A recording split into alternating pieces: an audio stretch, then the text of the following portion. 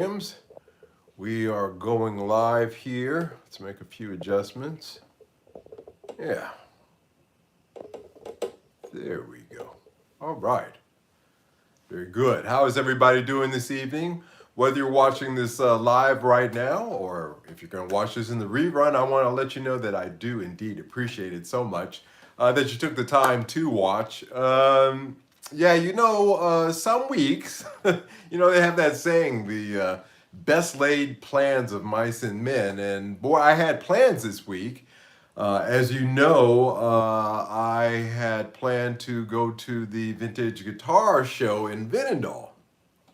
And I made my plans to do that. Unfortunately, the trains were not exactly working in my favor to make that trip possible. Believe me, you do not want to be stuck out in Vinendal in the rain. It's not going to be a good time, especially if you got to get back to Amsterdam. So I passed on it, so I didn't go, actually. I don't feel bad about that because there's another show that's coming up. Hey, welcome. How you doing, Mickey? There's another guitar show coming up, so I will go to that one. And one of the main reasons that I was going to attend this one, of course, other than looking at some of the stuff and maybe filming it and sharing with you guys, of course, my main purpose was to take a couple of pedals with me and look for an overdrive. I'm looking for an overdrive distortion pedal to complete my Amplis pedal board here.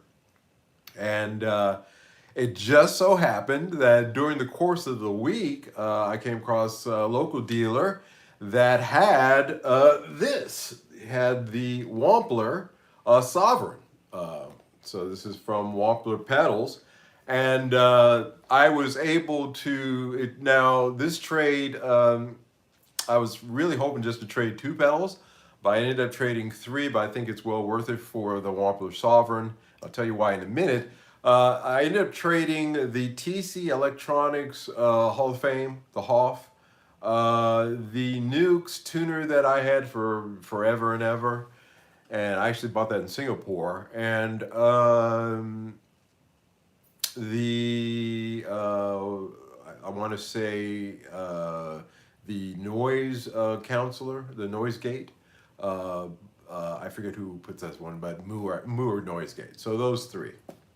So I traded those for my first Wampler pedal, and these things are pretty cool. I got to tell you, they come in a pretty fancy bag.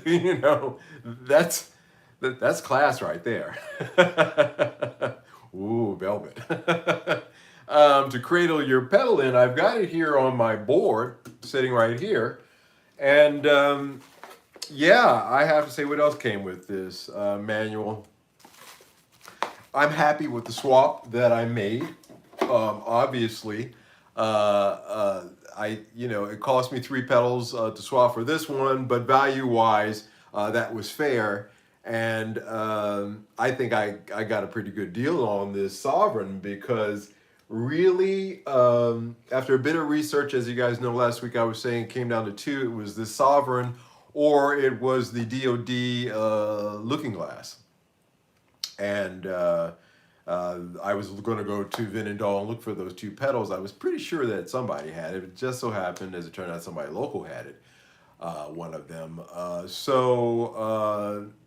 I'm actually kind of happy it ended up being the Wampler Sovereign. This is my first Wampler pedal that I've ever had, and I guess this is a first for me.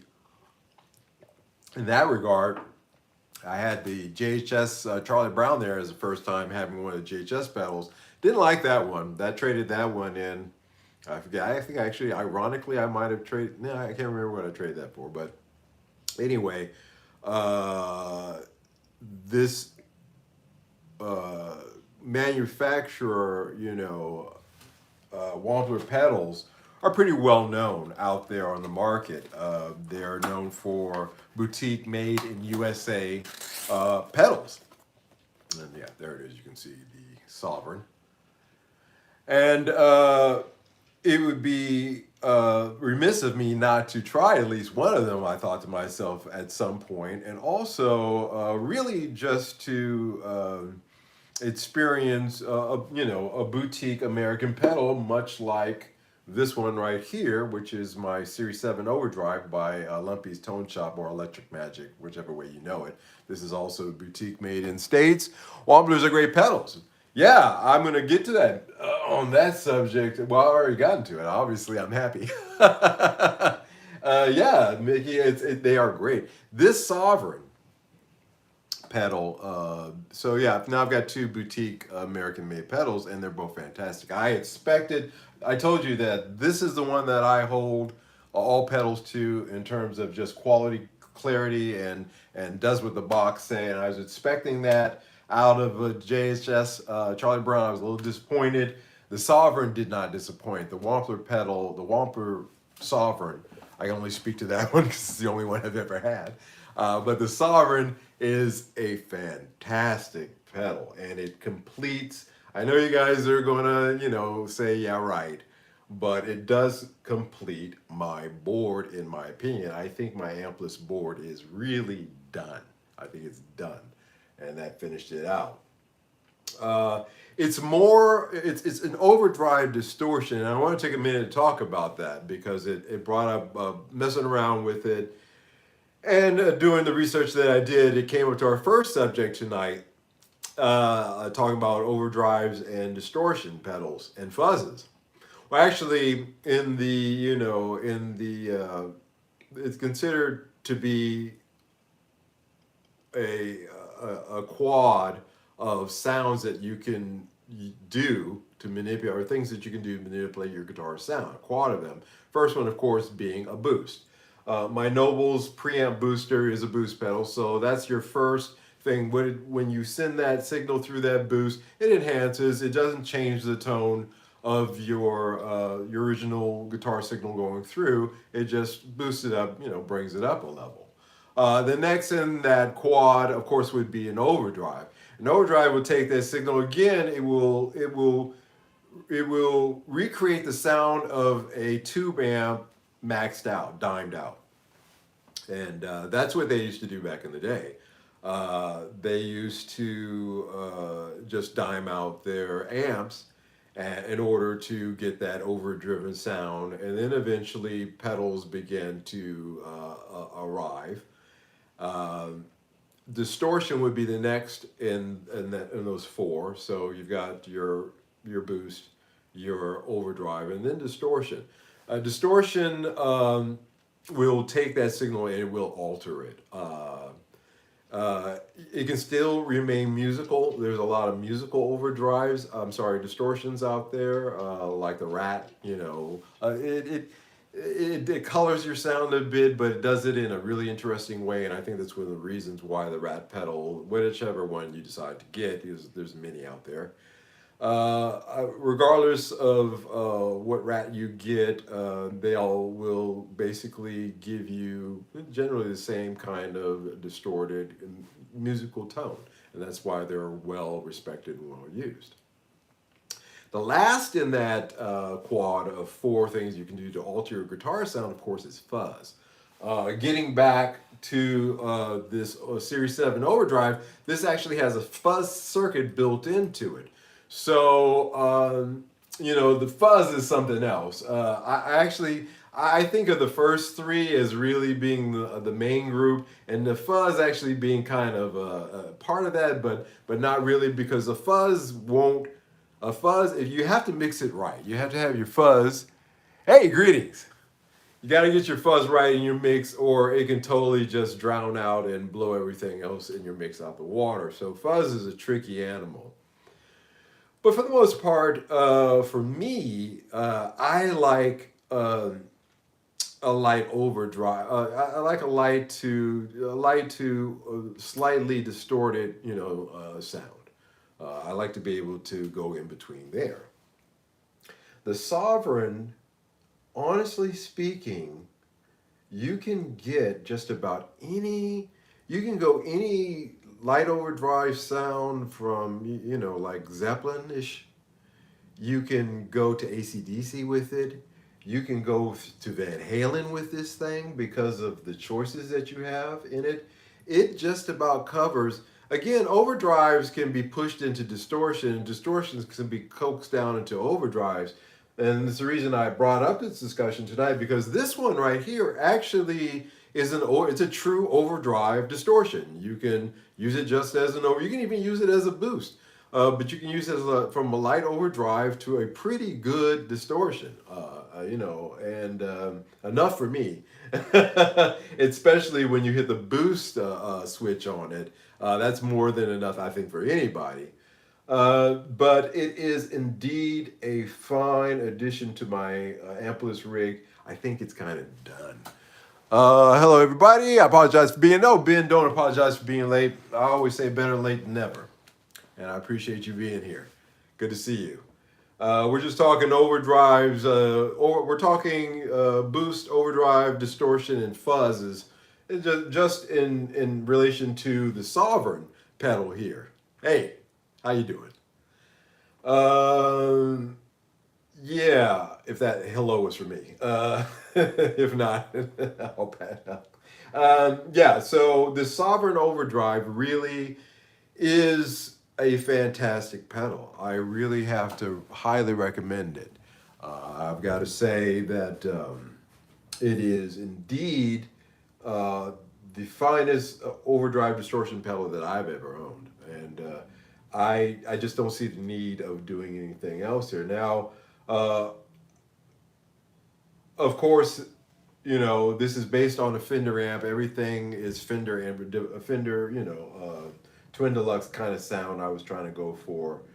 And the Wampler Sovereign, it works with it. It really does. It works with the signal chain that I got going here. So, yeah, I'm happy with that guy. So, yeah, I got the Sovereign. So, as a result, I didn't feel the need to go down to the Vintage Guitar Show in that regard. And again, like I said, with transportation, I had to take my camera equipment. It was raining. It just was not going to work out.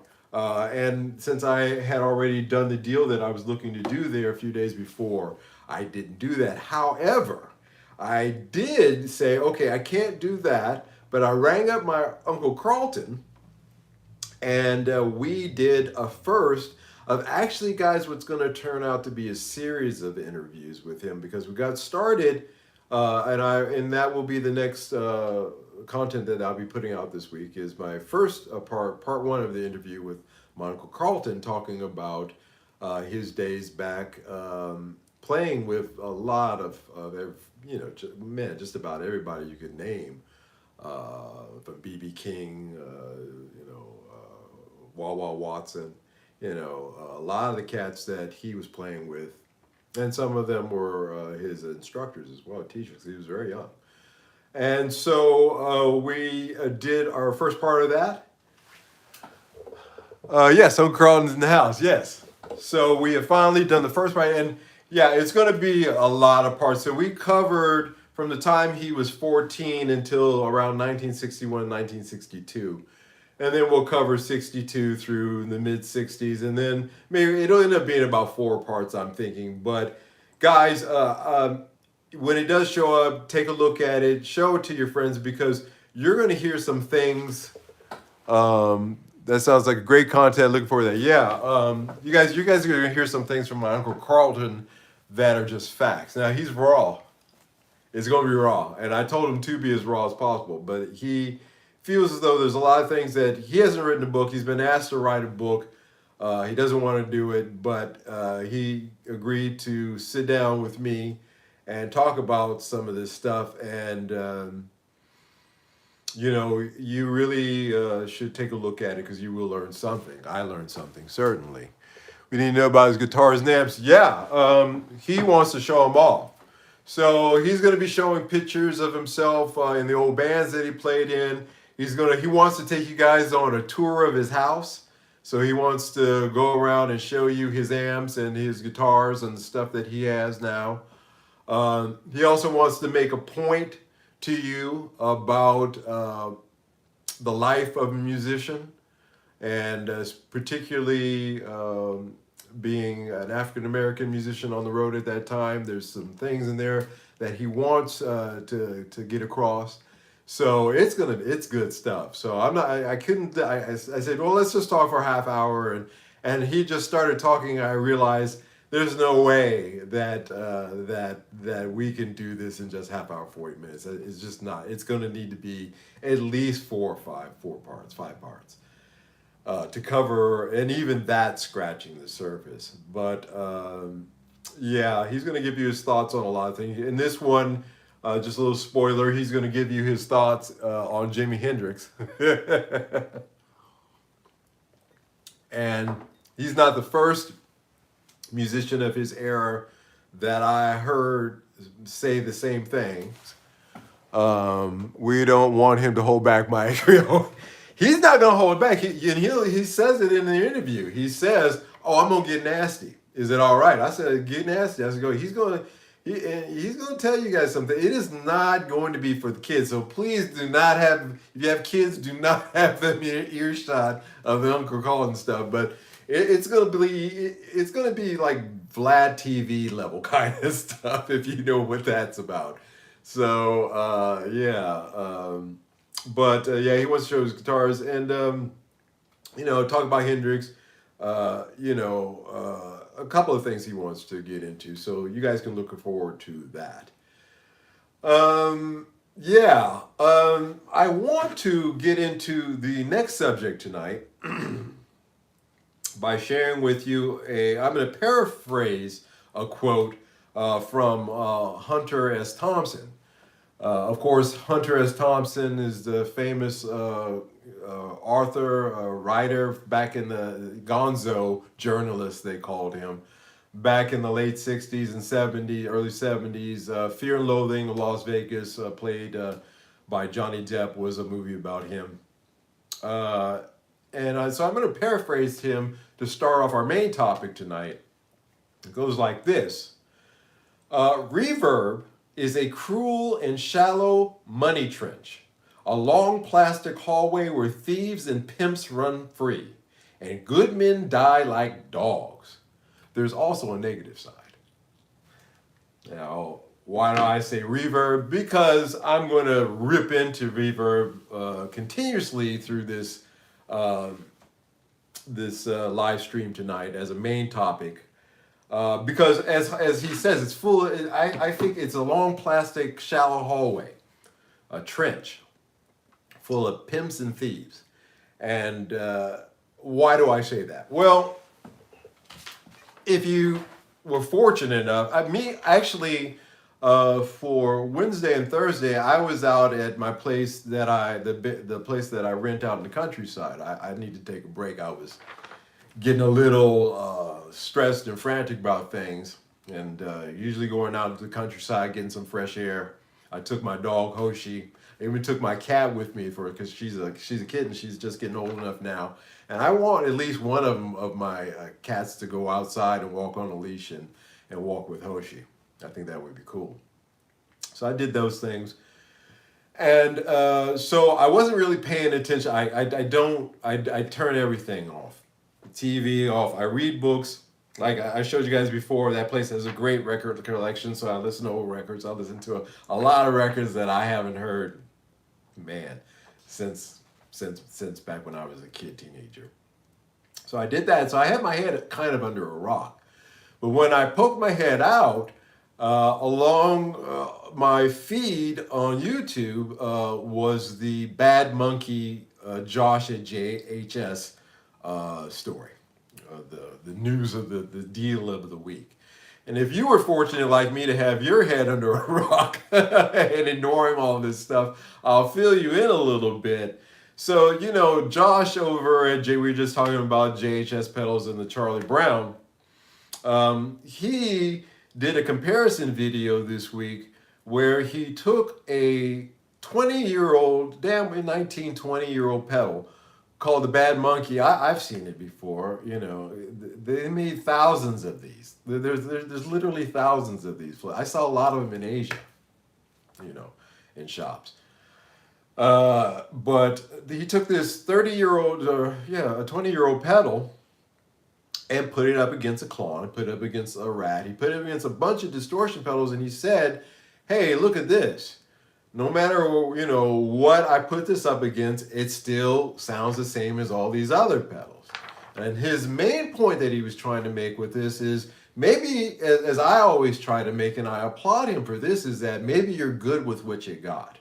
Maybe, you just need to sit there and work with what you have, and you can achieve, this $5,000 Klon tone. You got what you need there. Now,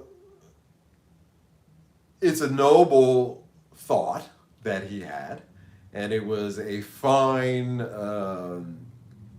effort that he put forth.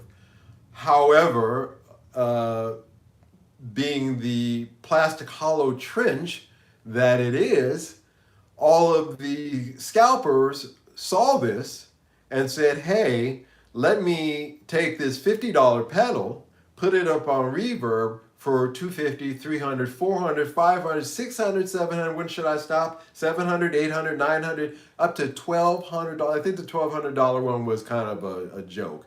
But anyway, they skyrocketed up to $1,200, and some of them were selling. Now you say, well, I always say asking something and getting something is two completely different things. But in the case of this, there are actual recorded sales of this going for $450. The norm was around $250. People were buying them. I remind you, 20-year-old pedal worth $50. And I love Josh, because a lot of people came out and said, hey, Josh, by doing what you did, you drove up the market on this pedal. And Josh, I got to hand it to him, said, hey, you guys had 19 years to buy this for $50. Don't come at me now. And, and I thought that was brilliant, actually. I thought that was quite brilliant, the way that he put it, because he was absolutely right, But it just, and of course, all the YouTube videos came out talking about this. Everybody's just talking about how dumb. The main theme seemed to be along the lines how dumb musicians are. I always talk about, gas. And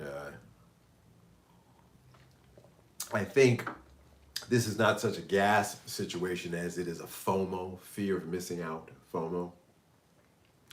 I think this is a symptom of FOMO.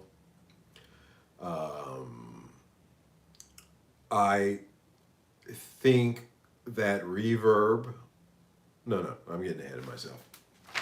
So a couple of notes on it. I watched the video. And a couple of things that stood out to me as from a production standpoint, from a standpoint, not a mix standpoint, let's put it that way. That, guys, regardless of what overdrive or distortion that you use, they're pretty much all going to sound the same in the mix. And if you notice, and why is that? Well, in his case, he was using the same amp. Let's just say amp. He may have been using his Helix or his Kempler. But anyway, all of it was going through this tone pathway and being recorded, and in the mix, with it being sitting where it was, because all of them were placed in the mix. Basically, from what I could hear, they put it in the mix pretty, similar, and it all sounded the same. And that's the point of it, is that, whether it's a $5,000 overdrive like the Klon, or it's a $50 pedal with that Bad Monkey, an overdrive distortion is pretty much all going to sound the same in your mix. The things that are going to make the difference are what they call the secret sauce, and that's in the production things that are done to that tone afterwards. And that's just my take on it. Some of you may feel differently about that, but yeah. So that was the first thing that I took away from that. And so, like, I'll give you an example, like Pete Thorne. I love Pete Thorne. He's a great guitar player, and seems just like a great guy too. There's so many great guys on YouTube. And but I notice when he demos certain overdrive and certain distortion pedals, if I flip from video to or that he does, it all starts to sound the same to me because of the way he mixes it. Very rare do some of them stand out a little bit more, and that may have been a trick of his EQing or something he was doing. So, you know, again, Josh, in that regard, another little takeaway, whether he meant it or not, is showing you that you can get away with a $30, $50 pedal to use to record with, and you know you're not really missing out as long as you dial it in good. You're not missing out on anything. Again, this JHS Sovereign, I think, is the it does it all. This covers every one of those pedals, as you know, in terms of tone. It can do it all, and it would be ridiculous at this point for me to buy another pedal to take its place because it literally is, you know, it does it all. But when I put it in a mix, you know, it's going to do its thing, but without the secret sauce, without, you know, production things on it that really make it a highlight, you know, it would sound well, maybe a little bit different, but I was getting good tones out of this clone as well. That would sound just the same. You would probably think to yourself, well, that sounds good. It sounds about the same. So just that, and I think he was making that. I think he was making that point kind of indirectly, but yeah, you don't need to spend that much. And I've been saying that all along. You know, sweet spots on pedals, I think, is the $50 to $80 range. Sure, I've got a pedal board now full of a little bit higher than that pedals, but really, you know, you get away with. I could do this whole thing over again and price it down, and I could find equivalents to all of these for a cheaper price. I could find equivalents for a higher price as well. So there's that. You're probably good with a copy of the circuit that you have. Yeah, I just kind of covered that. You know, you're probably good with the what you got. You know, and I'm building up to all these things to get to reverb, guys. There is a point to all of this. Again, $50 to $80 is sweet spot. Here's my notes. Now we can start on reverb. Well, reverb is a cesspool, is what I wrote down. And why is that? Well, you know, it's gotten out of control. You know, Josh in that video, in my opinion, was trying to get rid of clear up some of the fog around price and versus, you know, your overall sound quality, showing that for a little bit of money you can get great sound. Again, you get out of it what you put into it, as far as your guitar and the speakers, but for the most part, he was trying to make a solid point. And the scalpers over on Reverb just took it to town. Not only that, but some YouTubers as well. There's some, there have been some, murmurings out there in the forums who's actually are the ones buying this pedal at this price, and some are speculating that it's other YouTubers who are buying this pedal, and so that they can have it, so that they can do their comparisons, to follow up on to piggyback on that train. And if that's the case, you're really, I don't know what you're thinking, that, if you're doing something like that, that's just my opinion. I wouldn't do it.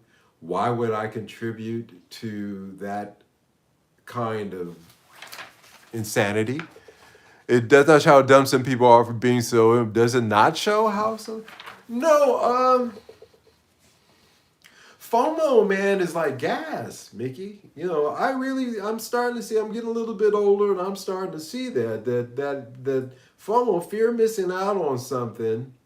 And that's why I think the YouTube guys, the rumors or the kind of murmurings about that might have some validity. We're going to see here, certainly, in the next few days. That's a kind of FOMO as well, because they want to get in on that train as well. They want to bring eyeballs to the channel and other things. And get in, like I said, ride that train. of course, people are easily, and we saw the best example in our lifetimes of how easily people are influenced in general with went on with whether you were going to take the coof shot or not, and all of the debates and things like that. That people, yes, people are, and there's this, but I always believe, honestly, that 90% of the people out that 90% of the people out there are of decent quality. It's uh what's up? Hey Anthony, how you doing? It's that 10% of psychopaths that really screws it up for everybody else. And they know how to play the games. We've talked about this. We talked about Bernays. The reason I keep bringing him up, being the father of modern advertising, all the tricks and all the little things and the subliminal things that they do, and how they you know they take hours to do layouts for fashion shoots.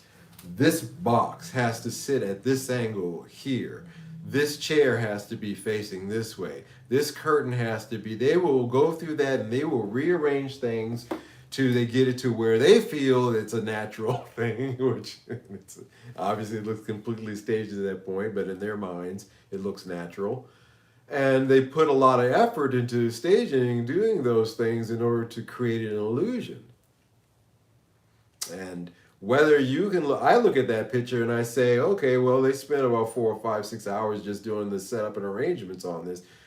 Whereas another person will look at that picture and say, hey, well, that's wonderful, that's great, I'm interested in the things that they're selling me in this picture. Well, those are two completely different mindsets. So when somebody watches Josh's video, they're going to have two, there's going to be two mindsets. There's going to be the guys that say, hey, I understand the point he's making here. Let me go in with the equipment that I have and say I'm good, which is what the main point he was trying to make is just say I'm good with what I got and try to make it work. Because, I got that. Let me go and see if I can make that. That I was just sitting there, which is why I keep pedals. I keep the ones that I like, the ones that I don't, or that are redundant. If I can trade up for something, I'll do that. You guys know that. But I try to hold on to them so that way if something comes up, I can say, hey, I got one of those. And let me try that and look at it maybe a little bit different. And then there's other guys who are going to look at that video and look at it as an opportunity to make money, leading back to Reverb and the fact that they allow this to happen. The scalping on Reverb is out is out of control. It's out of control. As a matter of fact, I won't touch it. I won't purchase from it. Really, I won't. I won't place anything for sale on it because it's at this moment, and this proves it. What happened with this pedal is a good example of that, and this goes across the board. I'm talking about this one particular pedal, but take a look at Charvel guitars one of these days when you have free time. Some of those that were going for back in the day for $299 or up to $1,000. But anyway, the point is that the scalping on Reverb is really off the chart. It has gone ballistic, and it has made that a worthless marketplace. Sure, I mean, I used to say you could look at the sales because I don't think Reverb has gotten worse since since they purchased it. I think that the original guys, folks that were running it, I think that they were paying a lot more attention to things. Etsy just looked at it as something they could take in, and they assign, a desk and make sure it runs smoothly somewhat, unless you were getting payments, because Reverb was making its payments through SVB Bank, Silicon Valley Bank, and for a week or so there, people weren't getting paid out of Reverb. They weren't getting their payments. And why is that? Because the accounts were being held over at SVB. Dig that. Dig selling, $10,000 worth of gear, and you're sitting there waiting for that to show up in your account, and it didn't show up. So yeah, they but they're. I think the old owners of Reverb would not allow the kind of scalping that Etsy is allowing to happen. And I think that this Bad Monkey pedal fiasco is clearly highlighted that.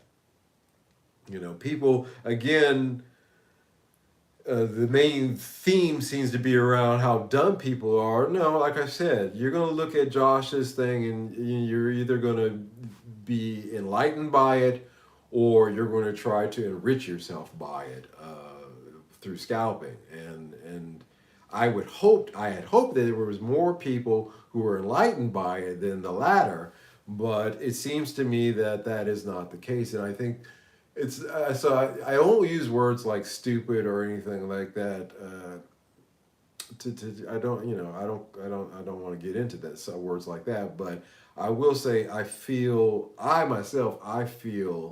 saddened by it. I do. I feel sad by it because it's it's ridiculous. I always talk about how value is the territory and price is the target is where you need to find. And with reverb now and things like this, I can't tell you that there is it's a wild wild west as I've been saying. I don't know. Reverb was great when it first started, and only so many people knew about it, but it got bigger. And well, I think as was pointed out, one of the main detriments to it is when they got bought out by Etsy, and those cats just took a come what may kind of attitude towards what's going on over there. Because I guarantee you, a lot of scalping that's going on right now would not have occurred during the old watch. It didn't, and that's why it gained a reputation. Isn't that always the way? Again, you build a business, it gains a reputation, and we talked about this with the Guitar Center. It's the same scenario. You build a business that starts out with a good reputation. Somebody else comes in and buys it and tries to skirt on that reputation without actually, investing in improving that experience, and eventually rides off the rails. And we see that with the Guitar Center, and we're seeing the same thing with Reverb. It's the same story. It's the same thing. So, you know, I'm starting to think that maybe, this week it was a mom and pop store that I did this with, kind of situation. And I'm starting to think that mom and pop stores are really starting, if you can, are a way to go back again, go back to. Uh, you, you know, dealing locally, dealing with shops locally, and they'll run it down to you. They'll tell you the real deal. As I told you, Edwin down here at Dirkman Music has been running me through the paces, understanding that retail market, and this kind of shenanigans that you see on Reverb would never happen in his or any similar businesses such as his. It would never happen. You would never see this kind of thing happen. There needs to be a basing of reality that I feel that we are slipping away from. And when you lose a grip on reality in terms of your pricing, in terms of true value, price, value, and then price, then the scope of what. And what other words I'm saying is the value is scope. So the range. This pedal can be bought between between $50 and $60. And then it's up to you to negotiate where the value is, the price is that you're going to pay in that value chain. With this pedal, now, the Bad Monkey, tell me what the value is. I think the value is $50, $60, but they're telling me that the price is $450. What can I do with that? I can't do anything with that, And like I said, extrapolate that to other gear, amps and pedals and other things that these guys who are not musicians, it was a musician's market at first too. It really was. It was a place for musicians to go to and do their things. And then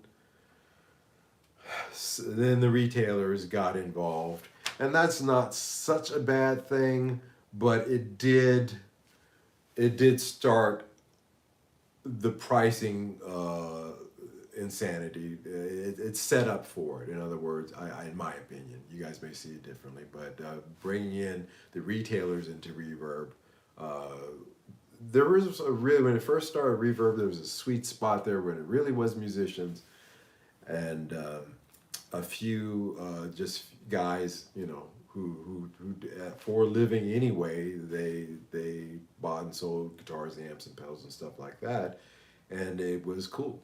And now it's a mess. And, you know, yeah, I think mom and pop stores are the way to go. I'm going to try to. I really am going to avoid Reverb like the plague. I don't even want to read the charts. I used to go, like I said, I would use it as a study guide to try to find out the price of something, but it's useless to me now in that regard because there's, in almost every category, there's scalpers that are really skewing the value of that data. So there's that. Yeah, there's a lot of roads that we take musically.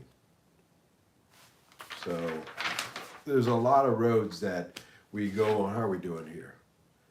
Guys, I haven't asked everybody out there, myself personally, how are you doing tonight?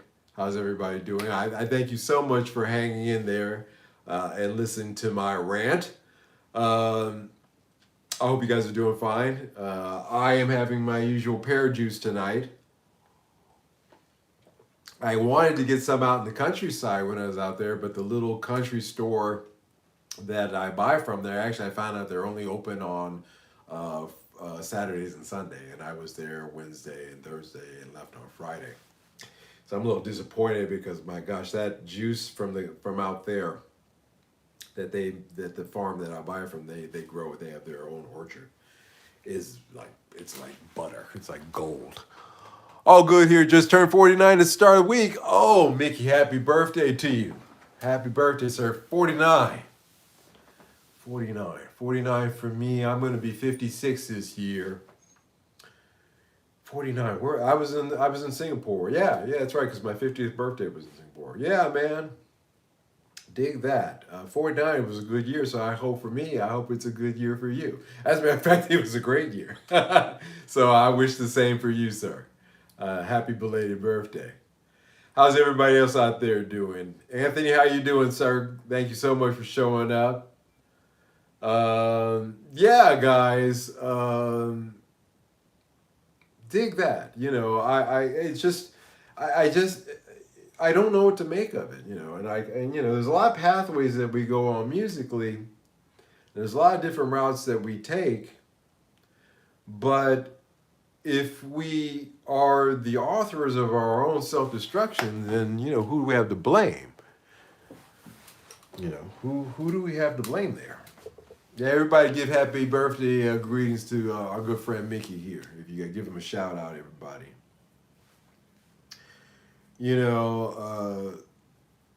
I myself am looking at things. As I told you, I was feeling anxious a little bit about a business deal that I'm trying to see go through. Obviously, with things being the way they are out there in the financial industry, I'm a little nervous about that naturally, but I decided to just let it go. Let it go. And just everything is in place, everything is going, it's going to be the way it's going to be. And so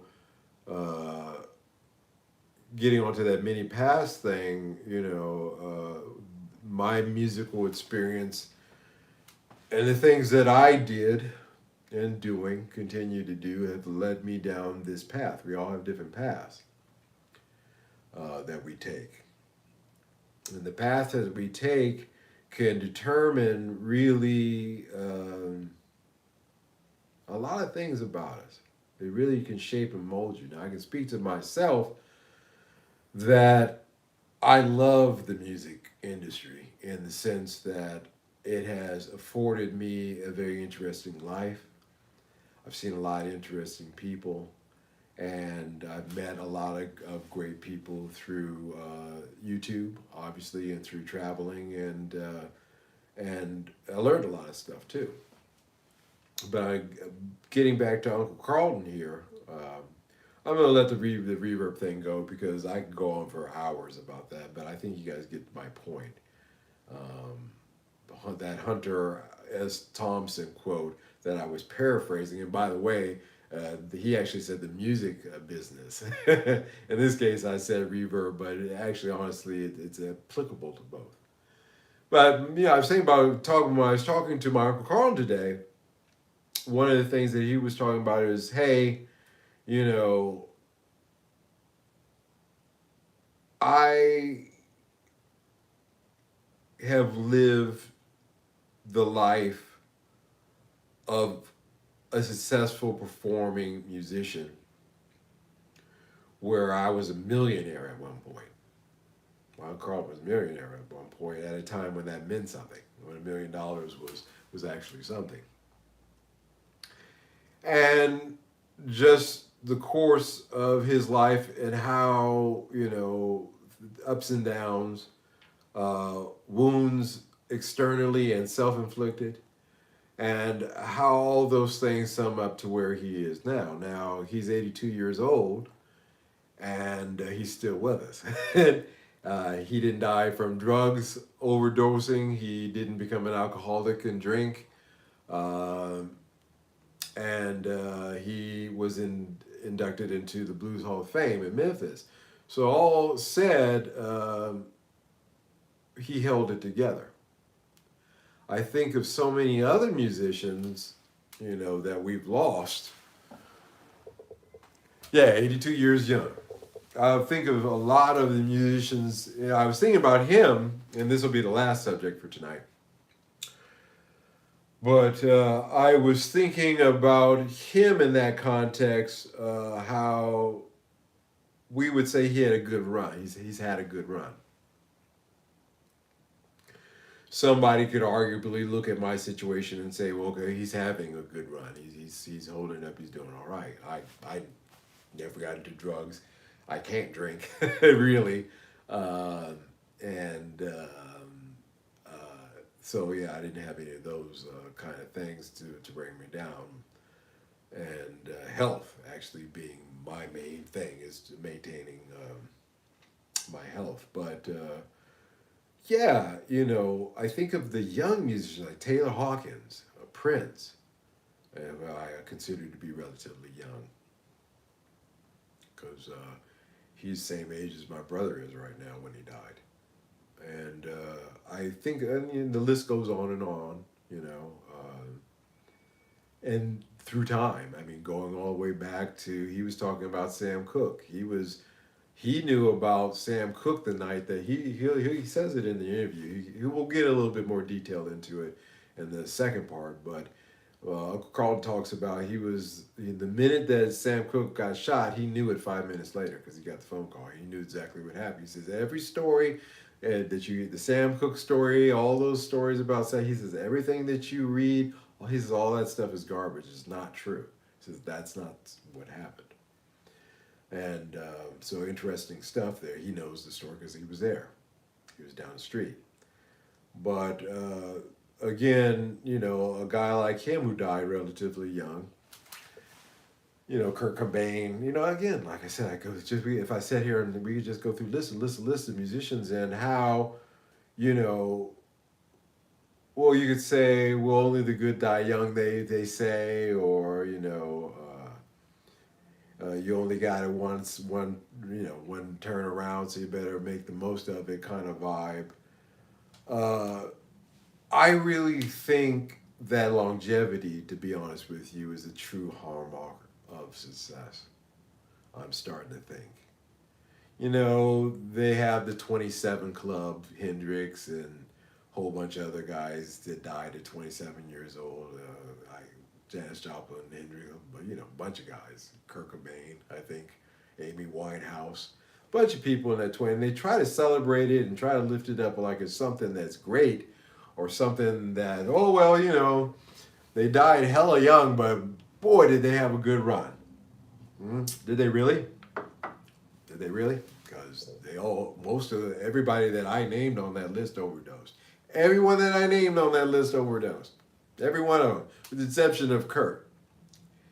He decided to do his own thing there. But in any case, that was a result of his, I think, of his depression from drugs. 27 isn't a good run. No, it's not. No. I remember some movie. I can't think of what movie it was.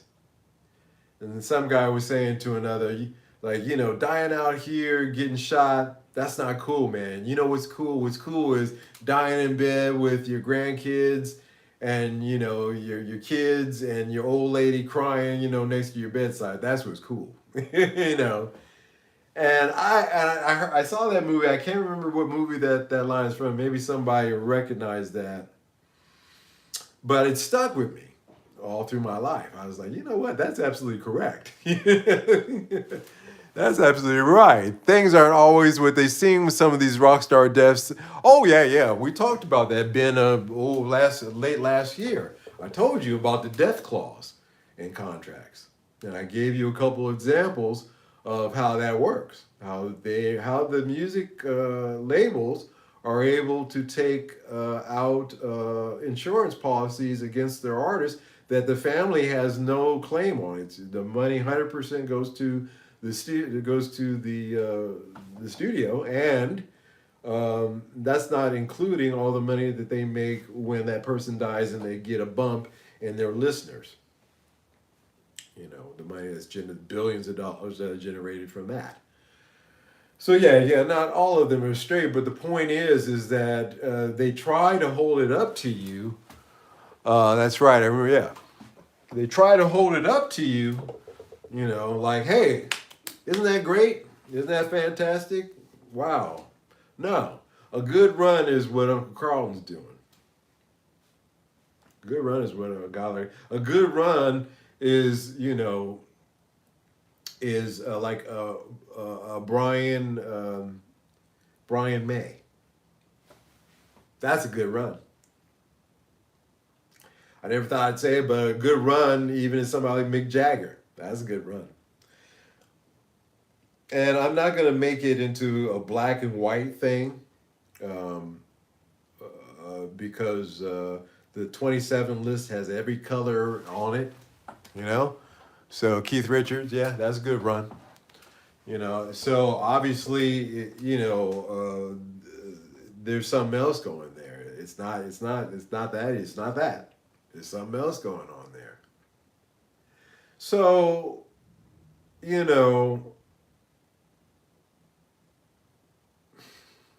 I know Joe Walsh and Keith are good. Yeah. Look at Joe Walsh. The mighty Joe Walsh still hanging in there. You would think, Joe Walsh was good friends with John Belushi. There's a very famous story that Joe Walsh tells about how he and John Belushi went into this hotel restaurant. They wanted to eat, but they were wearing jeans, and the guy said, "You can't come in here wearing jeans. You got to wear at least black slacks." So these two guys went to a paint store, and they got some spray paint, black paint, and they spray painted their jeans black. True story. And high as a kite, both of them. They go into the restaurant, and the guy waves them in. They sit down at the table. Of course, the paint hasn't dried on their pants, and when they get up, they've completely ruined the cushions of the chairs in the restaurant. So the fact that he was hanging around with Belushi and that he's still kicking, that tells you that, he went in deep, but he didn't go in knee deep. You don't want to go in knee deep. You don't want to do that. Because, and then you look at some guys, I still think about Prince, because I alternate between being happy that he was around and that we could experience him, pissed off at him for going out the way that he did, and disappointed with him in the fact that he went out the way that he did. And I alternate between those three emotions when I think about him, or I hear his music when I'm going down the street, or somebody's playing it in a restaurant or a even supermarket here. They've jammed top 40 from the 90s in the supermarkets here in Holland for some reason. I have to check my watch and see what year it is. Sometimes I'm like, what? You know, I was like, I know all these songs that they're playing mostly, so that's not a good sign. I'm surprised that these were all eating anything on the coke. Yeah, well, yeah. I mean, yeah, drugs. I knew. I told you guys. I was driving. I took a secondary job in Tokyo as a driver to make some extra money. Because again, I was all about stacking as much cash because I had big plans. I was going to come back to the States. I was going to, buy this, buy this. I was going to build this up and do that. So I was doing as much as I could to earn money my first couple of years there in Japan. And when I was driving, there was this one guy, Phil, piano player, black guy, who probably, honestly, was the yeah finest piano player I've ever heard. This guy, Stevie Wonder, sat and watched him play when Stevie came to Motown and saw him play and watched him. This guy was a brilliant player. His problem was drugs. I was driving him when he came down to Yokohama for some gig. I had to take him from Yokohama to Tokyo, which means I had to go from Yokohama across the Bay Bridge into Tokyo. And on this ride, he takes out a little foil, and it is the first time in my life I've ever seen black tar heroin. And I was like, "What's that?" He told me what it was. I said, "Oh man, come on!" And he's like, "All right, man, no problem, no problem." He folded that, put it in his pocket, pulled out another little baggie, a little itty bitty bag of coke. I was like, "That's not better. You're not making the situation any better for me." Like, what are you? You know, walking, pharmacy. Holy crap! Brilliant guy, but just hooked on pharmaceuticals, and nah, he didn't make it. So was what I heard down the line, and didn't surprise me. As a matter of fact, not that many years after that, yeah, brilliant guy, but yeah, not in it for the long run. So drugs, of course. Even me in Tokyo, in Japan, there was drugs aplenty. They were expensive, but they were there and they were around, and I was around it. Like I told you, drugs do not discriminate. No, sir. And Mickey was one hell of a musician. He didn't admire where they play. He and Lenny Kravitz got along with each other. Those two guys, because they had that "Justify My Love" triangle going on with Madonna, Lenny Kravitz, and Ingrid Chavez. So yeah, those guys were buddies. So yeah. Anyway, yeah, I just I myself I was not interested. I never was. I was never interested in drugs, hard drugs. I just got into cigars a little, Cuban cigars, because there's no embargo in Japan.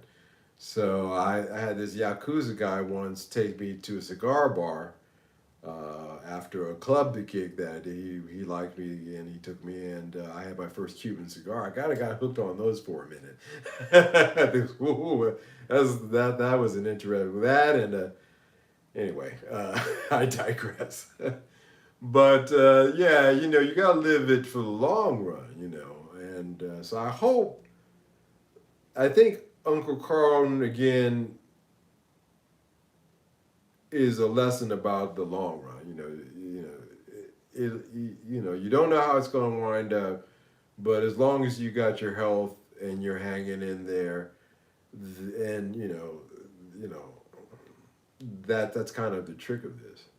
So just a thought that I was having when I was talking to him, a thought that had occurred to me. I was like, wow, look at him. He's seen and done it all, literally seen and done it all, and he's still here. Why is it that other cats who are on that level, same level as him, or couldn't pull through? I guess it comes down to the individual in that case, I suppose. Every band I heard had at least one member gets high. I myself never used anything. Yeah, the,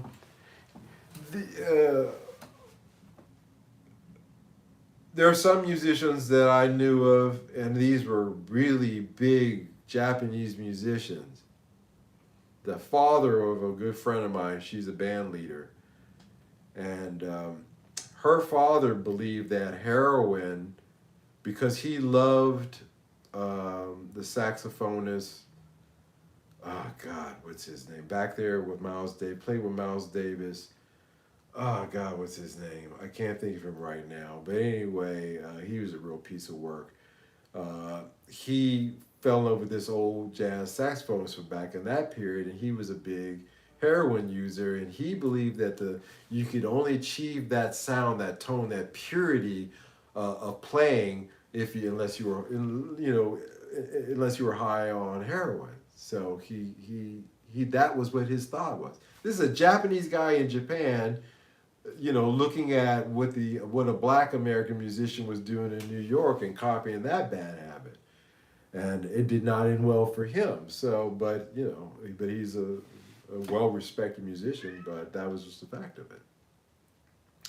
So yeah, that things that people do around you in the band that can influence you too. So I never allowed it. None of the guys in my band in Japan ever. We never even discussed it. And if they had, I would have fired them. That's just the way it was. I fine people for missing notes. I learned that from Prince. So, or missing a cue. So think about how I find out if you were doing drugs. It would not do well for you. But yeah, I just really think that we should think the long run. We should thank God that we're here. Some of us had our birthday, so thank God for that. That's something to celebrate, and made it through. And by doing the right things, and God willing, the health is the only thing. Health, that's your body. Your body's is programmed. It's a clock that got set off from birth, and it's ticking away to do what it's going to do. And I don't fault anybody from dropping dead from a heart attack at their young age. If unfortunately that's how the cards were dealt for them health-wise, drugs is a whole separate subject. But health is something that we should take care of, consider. So yeah, there's that. But yeah, dig that, guys. This week you're going to get the first part of Uncle Carlton's interview. I will edit that and put that out in the next day or so. I have made no decisions on a computer or anything right now because, again, right now I'm being very frugal. I'm not spending anything right now, and I'm waiting. So that's why silence in terms of what I'm doing in terms of upgrading the studio that I planned earlier this month. I'm starting to think twice about it. I think you guys can understand why if you read the headlines. But we shall see. But I thought to myself, well, I can still do pedal demos through the Laney because I really would like to show you guys a couple of these pedals. So I will film that also this week. So there may be 2 videos this week. And since I don't have a PA to run it through here, I'll just run it through the Laney. The Cab Zeus has a through on it that I can just go right through it and go into my amp. So we'll do that because guys, I really want you to check out this Wampler Sovereign. I think it's the bee's knees. I really do like it. So we'll do that this week, and yeah, a lot of cool stuff coming up. I'm slightly bummed about Vinendal and the fact that I couldn't get there. You know, the trains always go to shit here on the weekends. And I really, it's something that I thought was, you know, maybe it's an every now and then thing, but it really is a fact. It's very interesting. I started to say, and not just me, but friends that live here are saying, hey, if you got something to do, you better do it before the weekend. If you're going to leave Amsterdam on a train of any distance, then you better do it earlier than the weekend. So I'm starting to see that's true. So that was kind of the Japanese say shogunai. It can't be helped. So it's kind of a shogunai situation, but that's all right. I think the next show that's coming up that I'm going to be traveling to, not in this country, it's actually in Germany. I think that'll be just as interesting. So nothing really lost there. Too much. Don't have any money to buy any guitars anyway right now either. So, no, he's going there and feeding my gas and making me feel bad. I thought to myself. But I did pull off the interview with Uncle Carlton instead. So please enjoy that this week. Until the next one, guys, enjoy your week. Have a good one. Stay safe, keep healthy. And I will see you next Sunday. And I thank you so much for supporting this channel as always. If you like what you guys saw tonight, don't forget to hit the like button. If you haven't subscribed to this channel yet and you like to talk tonight, please take the time to hit the subscription button. Cheers, guys. I will see you soon. Thank you, guys. Thank you, guys. Really, thank you. Thank you. Thank you to each one of you for showing up tonight. Take care. Bye-bye.